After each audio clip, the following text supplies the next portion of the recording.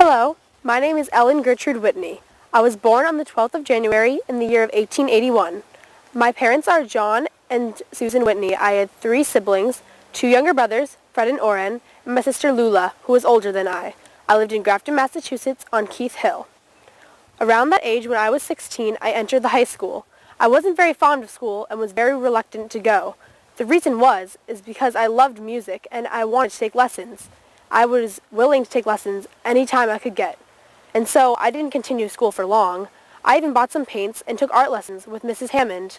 I continued with music and art for the rest of my life and enjoyed it very much. In my spare time, I liked to ride the bicycle that Orrin and I shared. We bought it for $22.50 off of my cousin, who had it for quite a year. It was a real nice wheel, spears made, dark red. Orrin went off with it the first day and broke the dress guard a little. Boy, was I mad at him. But once Papa fixed it up, I rode it everywhere, mostly to the village and back. When I was 18, my father got very ill. One afternoon, he fell off his bed and he couldn't get up. I rushed to his side and laid him against the bed, and he leaned his head back and gasped for a breath. Such a sight I never want to see again. I became very frightened and I didn't know what to do. I called for Fred. He helped him and laid him on the bed. And he liked to move from one bed to the other, but Papa had me stay with him because he wanted to see me and he didn't like to be alone. But because he liked to move often, he asked for Fred later on. But Fred had gone, so he asked Mama if she could do it. She came in, but as soon as they got in the hallway, he sunk right down. So I had to call for the hired man to come and help him and lay him on the bed. He never spoke nor moved after, and then he died 10 minutes later. I always consider it sort of a terrible birthday present, being a day after Orrin's 13th birthday and all. He died on June 28th in the year 1899.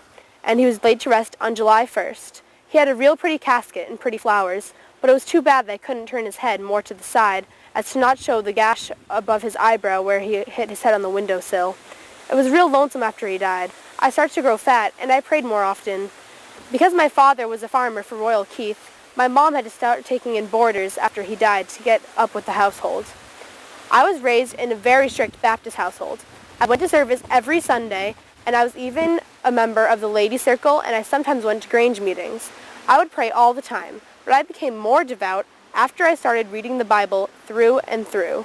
I realized how much more I wanted to be connected with God, and that I wanted to take charge for any of my mistakes. I fell in love when I was young, about the age of 21, with a good-looking lad. He had black hair and dark eyes. He was kind and gentle, and the only lad that cared anything about me. He made me feel free. His name was Joseph Piet. The greatest objections, though, was that he was French and a Catholic. But I had a feeling he would become a Baptist like me, because his intentions were good, and he went to service with me almost every Sunday. Mama didn't approve, however. She didn't see what it was about him I wanted, and didn't like that I was trying to bring him into our church. So alas, I had to let Joe go. I never got married or went with another man. I'd never raised a family of my own. I just grew older and watched as my brothers got wives and children, and all my friends, even my best friend Alfreda. Throughout my life, I was either taking care of other people's households or trying to take care of myself. I got sick all the time. I always had a cold or the flu, the grip. I saw doctors all the time. I even had frequent toothaches and headaches. I got both sets of my teeth removed by the time I was 30. But when I wasn't sick, I was working. As my job, I would go to other people's households and tend to their children or their gardens and sometimes do the dishes and stuff like that. But after a while, my mama got very ill. She walked so slow, it looked like it hurt her, so we got her a wheelchair. Lula and I would read to her and take her outside, trying to take turns keeping her entertained. Eventually, she got so bad, we had to get her a hospital bed, and the doctor told us there was nothing he could do for her. She was simply too old.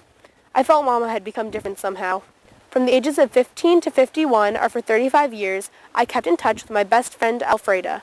We wrote each other letters, and even if it was only once or twice a year, we always had contact. It is because of these letters that you have the information I presented with you now.